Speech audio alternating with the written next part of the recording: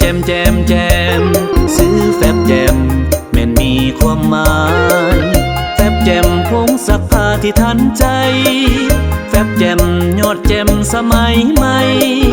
ซักล้างขาวสะอาดติดตาซักแล้วหอมติดผ้าติดใจเนื้อผ้าหนาบางสะอาดใสทุกคนติดใจใส่แฟบแจมทุกคนคุณสมบัติส่วนผสมแฟบแจม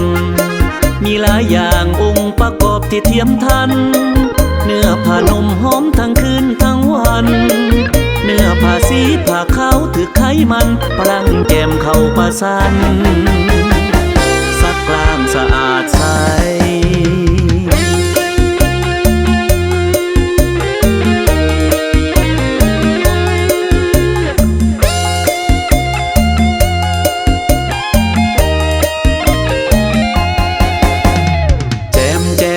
แจมแจมซื้อแฟบแจมแม่นมีความหมายแฟบแจมผงซักผ้าที่ทันใจแฟบแจมยอดแจมสมัยใหม่ซักล้างขาวสะอาดติดตาซักแล้วหอมติดผ้าติดใจเนื้อผ้าหนาบางสะอาดใสทุกคนติดใจใส่แฟบแจมทุกคนคุณสมบัติส่วนผสมแฟบแจมมีหลายอย่างองค์ประกอบที่เทียมทันเนื้อผ้านมหอมทั้งคืนทั้งวันเนื้อผ้าสีผ้าขาวถือไขมันพลังแก้มเข้าประสานซักกลางสะอาดใสแจมแจมแจมแจมแจมขาวติดตาหอมติดผ้าคิดฮอดแต่แจมแจ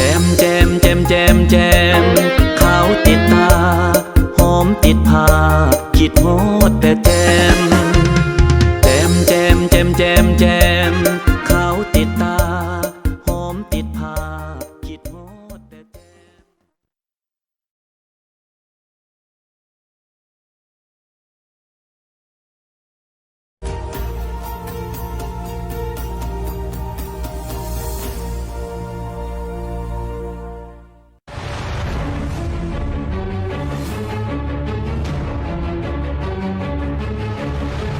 เอาไอ้แล้วหน้าตาดีก็เขาปั๊บเนาะร้องเข้าไปหาสบายดีสบายดีสบายดีไอ้สบายดีโอ้เดี๋ยวเอาของเพิ่นไปเฮ็ดหยังเอาของเพิ่นไปเฮ็ดหยังเห็นแล้วมันน่าสนใจเดี๋ยวไอ้จะให้อธิบายให้ผมฟังได้ว่าไอ้เห็นหยังอันนี้มันต้องมีน้ำมีทางมีหยังพี่น้อยมาพี่มาฟังนี่อันนี้เนาะเป็นผลิตภัณฑ์ใหม่เนาะก็คือเป็นแฟบแจมนี่เขาพัฒนามาจากแฟบซูเลียนแฟบซูเลียนนี่แปลว่ามันยังซักแล้วบ่เห็นประจักษ์ตาเนี่ยเขาเลยมาพัฒนาให้โรงงานอยู่ประเทศไทยนี่นะเขาจะได้เจ้าอย่างป้อมให้โรงงานคือมีผมให้โรงงานอยู่ไทยผลิตให้เป็นสูตรของเขาเองเนาะก่อนจะเอาเนื้อในไอ้แนะนำซื้อเสียงแยงน้ำก่อนดูเจ้าพระเจ้าเนาะแสงนาราสยพรเนาะเป็นหุ้นส่วนของบริษัทสีหาวงการค้าเข้นี่เรียกว่าของเขาที่2บริษัทที่มาจ่อยกันอันนี้ของเป็นหุ้นส่วนน้ำกันที่ผลิตแฟบขึ้นมาแจมเนาะวงหนึ่งซักเสื้อได้10 ตัววงเดียวนี่ว่าไงวงเดียวนี่แหละซักเสื้อได้10 ตัววงเดียวซักเสื้อได้10 ตัวแล้วที่สำคัญว่าน้ำมึกติตเตอร์นี่นะซักเสื้อติดเสื้อนี่ซักบอกกันมาของเขาซักออกโอ้เอามาน้ำกันเนาะเจ้าแล้วตัวนี้นี่แมนบอซัด PPS เจริญทรัพย์การค้าเอาน้ำเข้ามาเป็นเป้งว่าสูตรมันต้นมันต้น100%ประเทศเพราะว่าผลิตมาจากมันต้นเอามันต้นมาสกัดแล้วนี่พวกเป็นประดงมาวานกินได้ใส่น้อยๆกันนัวเนาะใส่หม้อแดงนี่นะเจ้าใส่ซัมนี่น้อยเดียวโอ้ของเขาจะหวานพวกเค็มนัวอย่างเดียวของเขาเนาะอันนี้เนาะอันนี้ร้องพวกเป็นพญาที่กินเป็นวาวได้กินของเราได้อันนี้ก่อนจะให้ไอ้พิสูจน์ก่อนจะให้ไอ้เพราะว่าน้องบึงตามจะไอ้มาอยู่จุดนี้นี่หมายถึงว่าไอ้เพิ่นท่านผู้ชมไผ่ที่ว่ามาเลาะบุญนะเอาง่ายไอ้เพิ่นเวลาไอ้เพิ่นว่าสรรพคุณโฆษณาไปแล้ว ไผ่โบเสือโบต้องย่านเพิ่นมีร้องให้อีกจะหน่อยอีกจะหน่อย แต่ว่าเรื่องมางานบุญสร้างนี่มาจักเทื่ออะไรที่ว่าบริษัททางบริษัทเรามา ทาง ตั้ง บ บุญ ริษัทเขาเปิดโตได้6 เดือนเนาะที่ว่าแป๊บเดียวครับแป้งน้อมเปิดโตได้ปีหนึงแล้วเขามีตัวแทนคือเท่าเปล่าเนาะ เจ้า เท่าเปล่า โอ้นี่เขาเห็นไปเป็นตัวแทนของแขวงเส้นบุรี แมนเป็นตัวแทนของบริษัทเขาไปเสียบุรีเนาะแล้วเราน้ำเข้าเดือนหนึ่ง4 พ่วงเนาะแป้งน้อมของเขาขายดีในสยาม โอ้ 4 พ่วงต่อเดือนเนาะนี่เขานิยมกินเพราะว่ากินแล้วบ่พิษพยาธิบ่พิษกระโดงเนาะแล้วเขาก็กินแล้วแป้งนัวเขา เจ้า แป้งนัวเขาสังเกตเนาะด้านหลังเป็นสีแดงเนาะด้านหลังเป็นสีแดงเนาะ อ๋อ แล้ววันนี้นี่คนจิตประเทศจีนก็ปี้บ่ได้ย้อนอย่างเนาะแป้งนัวยี่ห้ออื่นนี่มันจะมีตัวที่4 ด้านเป็นบ่ เจ้า เพราะว่าแม่พิมพ์ยูจีนน่ะนี่อันเดียวกัน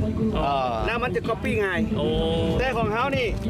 เอาผลิตข้าง ข้าง ๆแล้วครับประกันเลยว่าจีนก๊อปปี้เขาบ่ได้ โอ้ เนาะให้มั่นใจของเขา ป เล ระ ย กันว่าเป็นของแท้ เป็นของแท้100%เพราะว่าบรรจุทั้งข้างนี่ให้สังเกตเนาะ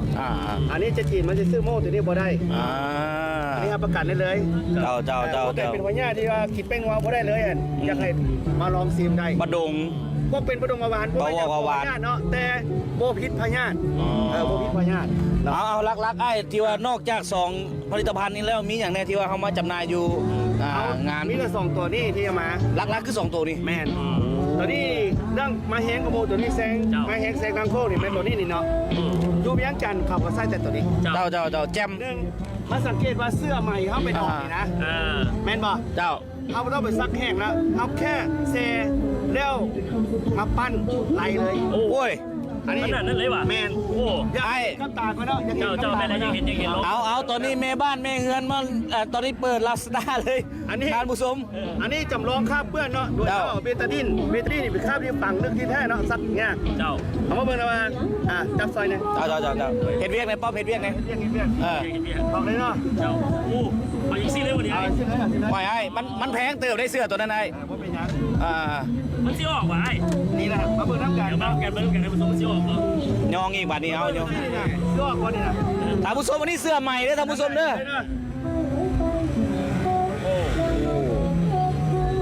เสื้อใหม่เนาะเสื้อใหม่พอได้ตัดต่อได้เด้อ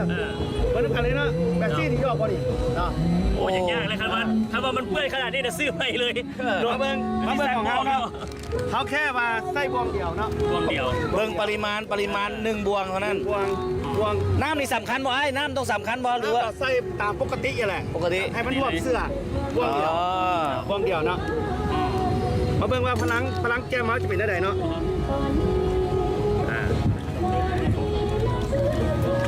ของเขาเป็นแฟบแท้เนาะแท้มันจะนักเนาะมันจะเบาส่วนลายแฟบพ่องตลาดมันจะเป็นแป้งหลายกว่า โอ้ เขาเอาแป้งมาใส่แล้วเวลาแซ่นี่แซ่แล้วมันจะหมิ่นข้ามพื้นไปบอก เวลาเอามือไป แซ่10 มื้อบ่เป็น เจ้าเวลาเอามือไปนี่บูซึกแสบบูซึกอย่าง บอกกัน ราคาอย่าง กัดมือ โอ้ ของเขาเป็นสูตรพิเศษ เจ้า เอามาน้ำกันเนาะยักษ์กระพริบตาเนาะเนื่อ นี่มีท่านผู้ชมสนใจมาเบิ่ง เอามาเด้อ ในท่านผู้ชมจุ่มแล้วตอ แค่ นนี้ แซ่แล้วมันออกมาเนาะมือน้ำกันเนาะซักมือเดียวก็ได้บ่ต้องไปยองอย่างมัน ซักเอาไงคือซักไปนั่งกับเหลียวมึงกูสาวไปน้ำ เดี๋ยวไปนะ เนาะ สังเกตง่ายๆว่าแก้เมาส์นี่นะมันจะออกทันทีเลย เบาเลย แมนโบต้องไปยองเอาแค่วางเนาะผ้าใหม่เนาะผ้าใหม่ แค่แทรกออก อันนี้เบิ่งน้ำกันเนาะเด้อ1 2มาลายรถดิมาลายรถ โบฮอด10โบฮอด15 วิซ้ำ ให้เห็นกับ ประมาณ10 วิหลังจากย้อนมาเลยตัวนี้ท่านผู้ชมโอ้ เก่งเนาะส่วนตัวนี้มันเข้าดุมนะเขากับแค่มาเทแล้วทำความสะอาดมันก็ได้ตัวนี้เขาจะน้ำกาวก็ได้นี่นะ1 2เนาะ ปึ๊บ กำมือเดียวคือเก่านี่นะถ้าแซ่แล้วมันจะกัดสีออกมาเองเนาะแต่มือดีเวลาติดมือนี่ออกยากที่สุด โอ้ แต่เวลาอยู่ผ้าเนี่ยนะแก้มเขาทำงานได้ดี โอ้ ได้สังเกตเห็นป่ะเอากล้องมาซูมนี่เลยก็ได้ นี่เบิ่งได้เลยนี่มันออกไปสิเลย น้ำมือออกเลยน้ำมือมันจะออกเลยนี่น้ำมือออกเลยเขาบ่ต้องไปยุ่งยากไปคิดหลายเรื่องค่าเปื้อนบ่น้ำมือมันจะออกมาทันทีถ้าค่าเปื้อนหลายฟอร์ดจะออกอัตโนมัติฟอร์ดจะหลาย โอ้ ฟอร์ดจะหลายขึ้นแต่ถ้าค่าเปื้อนหลายบ่มีฟอร์ดอันนี้สูตรที่ของเขามันเนี่ยบ่แพ้มือเนาะมันบ่กัดมือเนาะอันนี้ เขาไม่ได้ใส่สารข้อขาวเขาเป็นสูตรนวัตกรรมใหม่